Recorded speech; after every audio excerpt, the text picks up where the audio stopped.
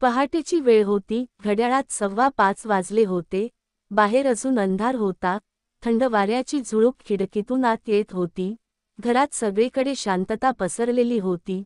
पण त्या शांततेला अचानक एक कर्कश आवाज भेदून गेला. "अरे, अजून चहा आला नाही का? 5:15 वाजलेत, काय करत बसली आहेस?" हा आवाज होता ऋतूचा. ती होती घराची सून. ती आपल्या बेडवर पडूनच मोठ्या आवाजात ओरडत होती. तिला सवय होती सकाळी उठताच बेडवर चहा मिळण्याची, आणि जर चहा तिला वेळेवर मिळाला नाही तर घर डोक्यावर घ्यायची. तिकडे स्वयंपाकघरात सावित्रीबाई घाबरून चहा गाळत होत्या. त्यांच्या हातांना थरथर होती, कारण त्यांची तब्येत ठीक नव्हती. त्यांचे रात्रीपासून अंग दुखत होते, डोळ्यांत जडपणा होता.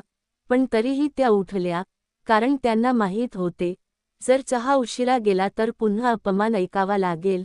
त्या स्वतःशीच हळू आवाजात म्हणाल्या, "बस बाळा, आत्ता घेऊन येते." त्यांनी कपात चहा ओतला. हळूहळू चालत त्या ऋतूच्या खोलीकडे गेल्या. त्या दरवाजा उघडून आत गेल्या आणि कप पुढे केला. ऋतूने कप घेतला, पण तिच्या चेहऱ्यावर नाराजी स्पष्ट दिसत होती. ती रागाने म्हणाली, "तुम्हाला माहीत आहे ना, मला बरोबर 5 वाजता चहा हवा असतो. आज 5:15 का झाले? काय करत होता तुम्ही?" सावित्रीबाई शांतपणे म्हणाल्या, "बाळा, आज माझी तब्येत थोडी बरी नव्हती, म्हणून उशीर झाला." पण हे ऐकताच ऋतू जोरात हसली. त्या हसण्यात उपहास होता. "असे का? म्हणजे आता माझी नक्कल करायला लागलात का? मी उशिरा उठते म्हणून तुम्ही पण? हे काही चालणार नाही. हे घर चालवायचे असेल तर वेळ पाळावी लागेल. आणि लक्षात ठेवा, इथले सगळे काम तुम्हालाच करायचे आहे. माझ्याकडून काही अपेक्षा ठेवू नका." त्या शब्दांनी सावित्रीबाईंचे मन तुटले, पण त्यांनी काही उत्तर दिले नाही, कारण त्या सवयीच्या झाल्या होत्या. त्या शांतपणे वळल्या आणि बाहेर पडल्या. तेवढ्यात ऋतूने पुन्हा आवाज दिला, "ऐका, कालचे कपडे छतावर आहेत. जा आणि घेऊन या." सावित्रीबाई काही न बोलता छतावर गेल्या. बाहेर थंडी खूप होती. आकाश काळे ढगांनी भरलेले होते. हवा जोरात वाहत होती. त्या कपडे गोळा करू लागल्या, पण अचानक वारा आणखी वाढला आणि काही क्षणांतच पाऊस सुरू झाला. थंड पावसाचे थेंब त्यांच्या अंगावर पडू लागले. त्या घाबरल्या, घाईघाईने कपडे उचलू लागल्या आणि खाली जाण्यासाठी दरवाजाकडे वळल्या, पण दरवाजा बंद होता. त्या थबकल्या. त्यांनी हँडल ओढले, पण दरवाजा उघडत नव्हता. त्या घाबरून जोरात दरवाजा ठोठावू लागल्या. "अगं सुनबाई, दरवाजा उघड, मी अडकले आहे." पण खाली कोणी ऐकत नव्हते. त्या पुन्हा पुन्हा ओरडत राहिल्या, "रोहन, अरे बाळा, दरवाजा उघड." पण घरात शांतता होती. पाऊस वाढत चालला होता. थंडीने त्यांचे अंग थरथरत होते. त्या पूर्ण भिजल्या होत्या. एक हातात कपडे, दुसऱ्या हाताने त्या दरवाजा ठोठावत होत्या. त्यांचा आवाज हळूहळू कमजोर होत होता. पण खाली ऋतू आणि रोहन दोघेही आपापल्या कामात व्यस्त होते. ऋतू फोनवर बोलत होती आणि रोहन लॅपटॉपमध्ये गुंतलेला होता. दोघांनाही आईचा आवाज ऐकू येत नव्हता, किंवा कदाचित ते ऐकूच इच्छित नव्हते. वेळ जात होता. पाऊस अजून जोरात कोसळत होता आणि सावित्रीबाई छतावरच थंडीने थरथरत बसल्या होत्या. त्यांच्या डोळ्यांत अश्रू होते. मनात एकच प्रश्न होता, "मी इतकी परकी कधी झाले?" छतावर पाऊस कोसळत होता. थंड वारा अंग कापवत होता. सावित्रीबाई पूर्ण भिजल्या होत्या. त्यांचे हात थरथरत होते. श्वास जोरात चालू होता. त्या सतत दरवाजा ठोठावत होत्या. "अगं सुनबाई, कोणी आहे का? दरवाजा उघडा, मी खूप वेळापासून अडकले आहे." पण खाली कुणालाही त्यांचा आवाज ऐकू येत नव्हता, किंवा ऐकूनही दुर्लक्ष केले जात होते. घरात मात्र वेगळीच परिस्थिती होती. ऋतू आरामात फोनवर आपल्या आईशी बोलत होती. "हो मम्मी, इथे सगळे मीच बघते. घर, ऑफिस, सगळे. सासू काही कामाची नाही." तिच्या आवाजात अहंकार होता. तिकडे रोहन लॅपटॉपमध्ये डोळे खुपसून बसला होता. त्याला फक्त आपले काम दिसत होते. आईची अवस्था त्याला दिसत नव्हती. वेळ निघून जात होता. पाऊस अजून वाढत होता. आकाशात वीज चमकत होती आणि प्रत्येक कडकडाटासोबत सावित्रीबाई दचकत होत्या. शेवटी थकून त्या छताच्या कोपऱ्यात बसल्या. कपडे मांडीवर ठेवले. डोळ्यांतून पाणी वाहत होते, पण आता त्यांच्यात ओरडण्याची ताकद उरली नव्हती. त्याच वेळी खाली घराची बेल वाजली. टिंग टॉंग. आवाज ऐकून ऋतू चिडली. या पावसात कोण आलंय आता? ती अनिच्छेने उठली. दरवाजा उघडला आणि समोर उभी होती पूजा, सावित्रीबाईंची मुलगी. ती पूर्ण भिजलेली होती, पण तिच्या चेहऱ्यावर काळजी स्पष्ट दिसत होती. वहिनी, अचानक पाऊस सुरू झाला म्हणून इथे आले. ऋतूने बनावट हसू दिले. या दीदी. पूजा आत आली. तिने लगेच आईला हाक मारली. आई, आई कुठे आहेस? पण घरात कुठेच उत्तर नव्हते. ती खोलीत गेली, बाथरूम पाहिले, पण आई नव्हती. तिचे मन धडधडू लागले. वहिनी, आई कुठे आहे? ऋतूने खोटे सांगितले. माहीत नाही, कधीही वर जाते. तेवढ्यात वरून हलका आवाज आला. पूजा. तो आवाज कमजोर होता, पण मुलीच्या कानाला ओळखीचा होता. पूजा घाबरून धावत जिन्याकडे गेली. छताचा दरवाजा उघडला आणि समोरचे दृश्य पाहून तिच्या पायाखालची जमीन सरकली. सावित्रीबाई पूर्ण भिजलेल्या, त्या थंडीने कापत होत्या. त्यांच्या डोळ्यांत अश्रू होते. हातात ओले कपडे होते. त्या थरथरत उभ्या होत्या. आई. पूजा ओरडली. ती धावत गेली. आईचा हात धरला. त्या हाताला बर्फासारखी थंडी होती. आई, तू इथे कशी अडकलीस? सावित्रीबाई हळू आवाजात म्हणाल्या. बाळा, दरवाजा बंद झाला. मी खूप वेळापासून हाक मारते. पूजाच्या डोळ्यांत राग आणि अश्रू दोन्ही होते. ती आईला खाली घेऊन आली. त्यांना कोरडे कपडे घातले. रजईत झोपवले. आईचा श्वास अजूनही जोरात चालू होता. पूजाच्या मनात एकच विचार फिरत होता. हे काय चाललंय या घरात? पूजा स्वयंपाकघरात गेली. तिला वाटले, आईसाठी चहा तरी केला असेल. पण आत गेल्यावर ती थबकली.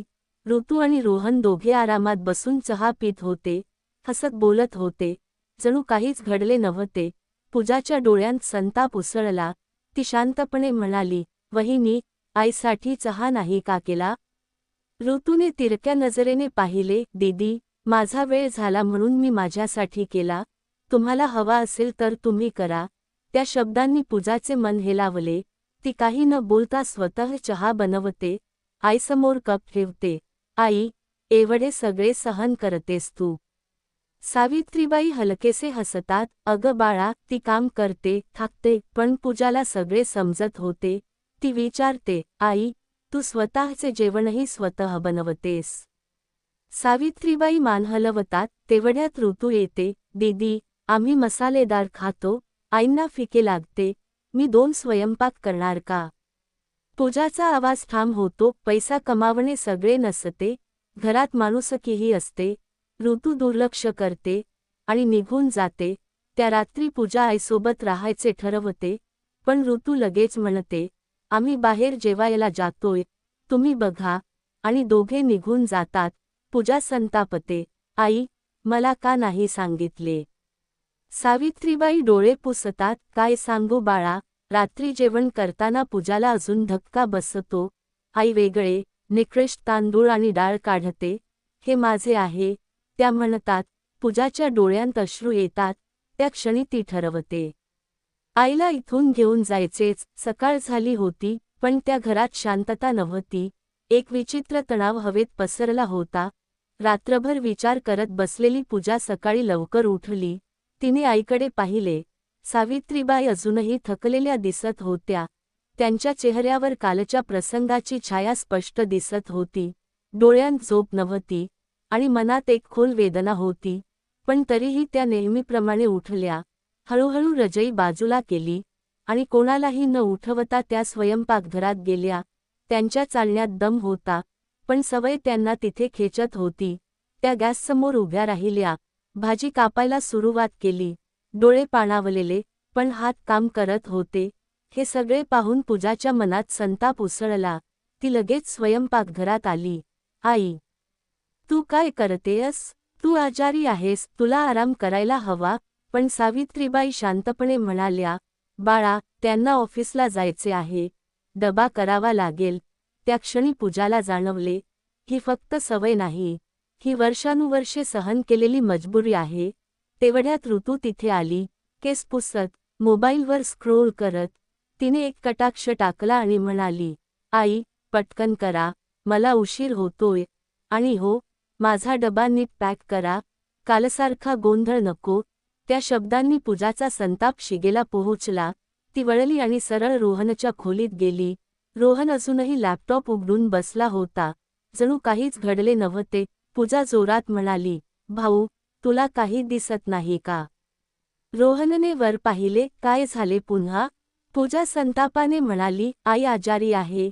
काल पावसात भिजली, रात्रभर तिला त्रास होता आणि आज ती उठून तुमच्यासाठी स्वयंपाक करते. तुला काही वाटत नाही का? रोहनचा चेहरा चिडलेला झाला. तो उभा राहिला. पूजा, तू इथे 2 दिवसांसाठी आली आहेस. जास्त हस्तक्षेप करू नकोस. आई घरात असते, काम करणार नाही तर काय करणार? हे ऐकताच पूजाच्या डोळ्यांतून अश्रू आले, पण ते अश्रू कमजोरीचे नव्हते, ते संतापाचे होते. भाऊ, आई म्हणजे नोकर नाही, ती आपली आई आहे, जिने आपल्याला वाढवले. तुला आठवत नाही का? रोहनने हात झटकला. भावनिक डायलॉग्स नको देऊ, प्रॅक्टिकल रहा. आजच्या काळात जो कमावतो त्याचे ऐकले जाते. तेवढ्यात ऋतूही तिथे आली. तिने सगळे ऐकले होते. ती हसली. दीदी, जर एवढेच वाईट वाटत असेल तर घेऊन जा ना तुमच्या आईला. आम्हाला काही हरकत नाही. खरे सांगायचे तर आमचे कामही कमी होईल. त्या शब्दांनी वातावरण गोठले. क्षणभरासाठी सगळे थांबले. पूजाने आईकडे पाहिले. आईच्या डोळ्यांत अश्रू होते, पण त्या काही बोलत नव्हत्या. त्या फक्त सगळे सहन करत उभ्या होत्या. त्या क्षणी पूजाने निर्णय घेतला. ती पुढे आली. आईचा हात घट्ट पकडला. चल आई, आता 1 मिनिटही इथे नाही राहायचे. सावित्रीबाई घाबरल्या. नको बाळा, हेच माझे घर आहे. पण पूजा ठाम होती. घर ते असते जिथे माणसाला सन्मान मिळतो. इथे तुला फक्त अपमान मिळतो. रोहन ओरडला. पूजा, नाटक करू नकोस.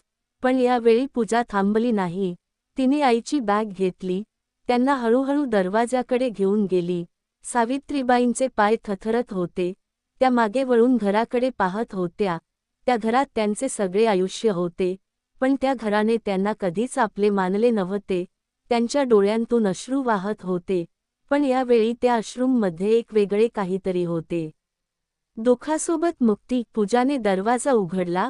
बाहेर प्रकाश होता आणि त्या प्रकाशात त्या दोघी बाहेर पडल्या. त्या क्षणी एका आईचा अपमान मागे राहिला आणि एका नव्या आयुष्याची सुरुवात झाली. घराचा दरवाजा त्यांच्या मागे बंद झाला आणि आत उरले होते अहंकार, स्वार्थ आणि रिकामेपण. रोहन आणि ऋतू काही क्षण स्तब्ध उभे राहिले. त्यांना वाटले होते की त्या फक्त धमकी देत आहेत, पण त्या खरंच निघून गेल्या होत्या आणि त्यांना अजूनही कळले नव्हते की त्यांनी काय गमावले आहे. त्या दिवशी सकाळचा सूर्य थोडा वेगळाच वाटत होता, जणू सावित्रीबाईंच्या आयुष्यात नवीन प्रकाश घेऊन आला होता. पण त्यांच्या मनात मात्र अजूनही कालच्या आठवणी घोंगावत होत्या. त्या शांत बसल्या होत्या, हातात त्यांच्या जुन्या साडीचा कोपरा घट्ट पकडलेला. डोळ्यांत भीती, संभ्रम आणि थोडीशी आशा होती. पूजा त्यांच्या शेजारी बसली होती. तिने आईचा हात अलगद धरला. आई, आता घाबरायचे नाही, तू एकटी नाहीस, मी आहे तुझ्यासोबत. त्या शब्दांनी सावित्रीबाईंच्या डोळ्यांत पाणी आले, पण यावेळी ते अश्रू दुःखाचे नव्हते, तर कोणीतरी आपले आहे या भावनेचे होते. थोड्या वेळाने पूजा म्हणाली, आई, आज तुला एका ठिकाणी घेऊन जायचे आहे. सावित्रीबाई घाबरल्या. कुठे बाळा? पूजा हसली. तुझ्या नव्या आयुष्याच्या सुरुवातीकडे. दोघी बाहेर पडल्या. रस्त्यावरची गर्दी होती, गाड्यांचा आवाज होता, लोकांची धावपळ होती. पण सावित्रीबाईंचे लक्ष फक्त त्यांच्या मुलीकडे होते. काही वेळात त्या एका मोठ्या इमारतीसमोर थांबल्या. ती इमारत एखाद्या शोरूमसारखी दिसत होती. मोठे काचेचे दार होते. आत उजेड होता, लोकांची ये-जा होती. सावित्रीबाई थोड्या घाबरल्या. पूजा, आपण इथे का आलो?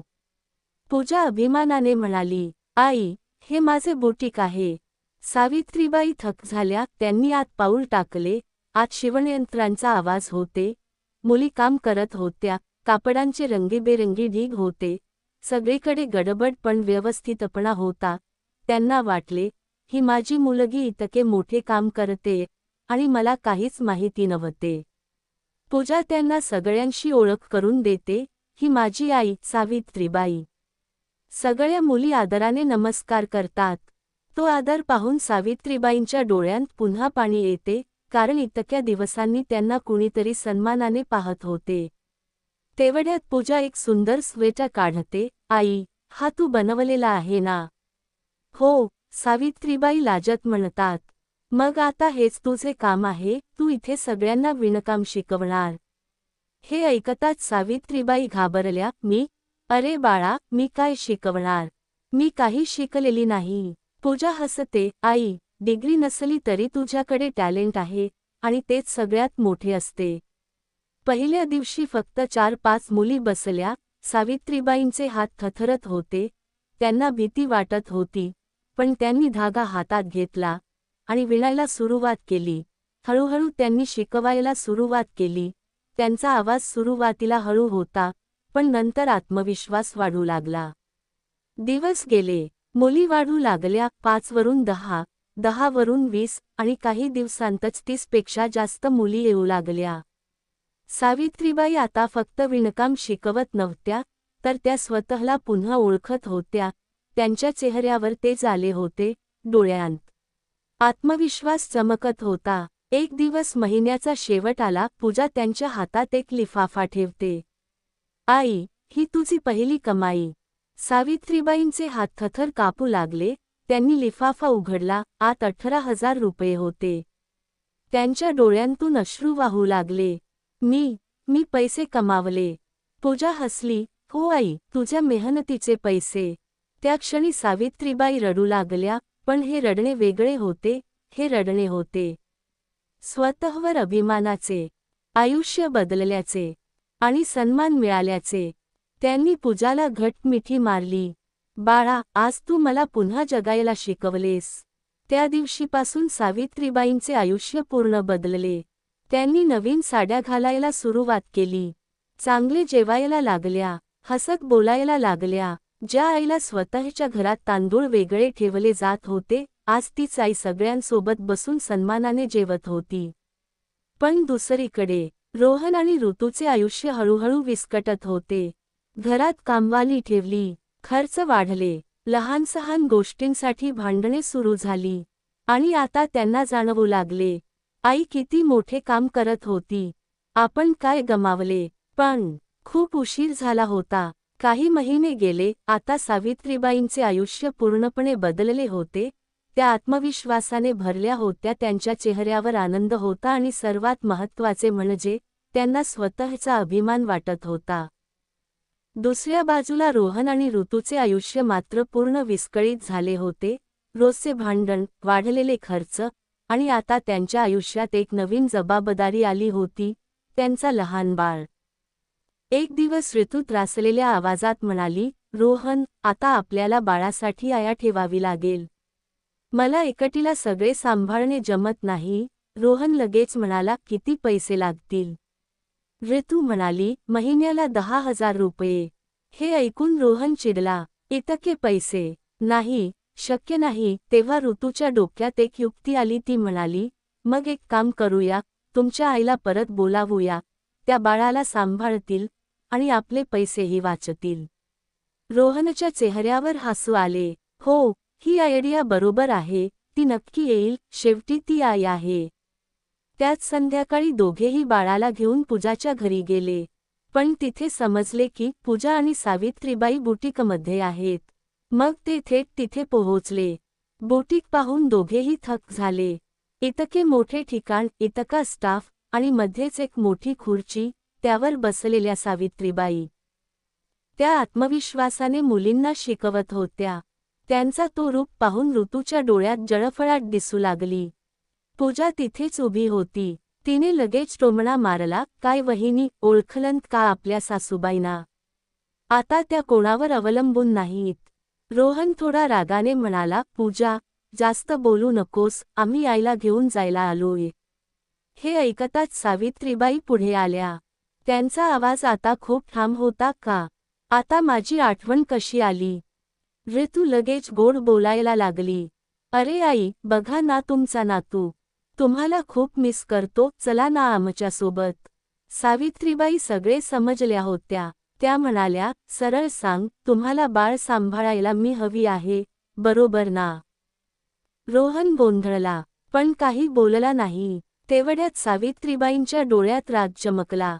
त्यांनी पुढे जाऊन रोहनच्या गालावर जोरदार थाप्पड मारली.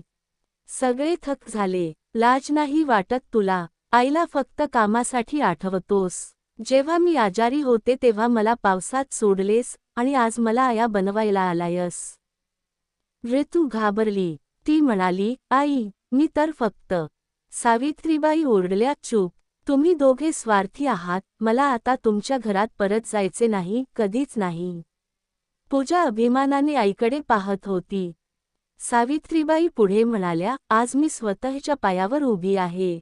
मला कुणाची गरज नाही. आणि लक्षात ठेवा, आईचे मूल्य तेव्हा समजते जेव्हा ती सोबत नसते. रोहन आणि ऋतू पूर्णपणे शांत झाले. त्यांच्याकडे बोलायला काहीच उरले नव्हते. ते हळूच तिथून निघून गेले. ऋतूच्या मनात जळफळाट सुरू होती. कारण ज्या सासूला ती कमी समजत होती, त्या आज तिच्यापेक्षा जास्त यशस्वी होत्या.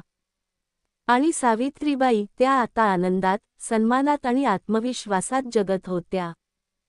तर मित्र आणि मैत्रिणींनो, तुम्हाला ही आपली गोष्ट कशी वाटली ते कॉमेंट करून नक्की सांगा.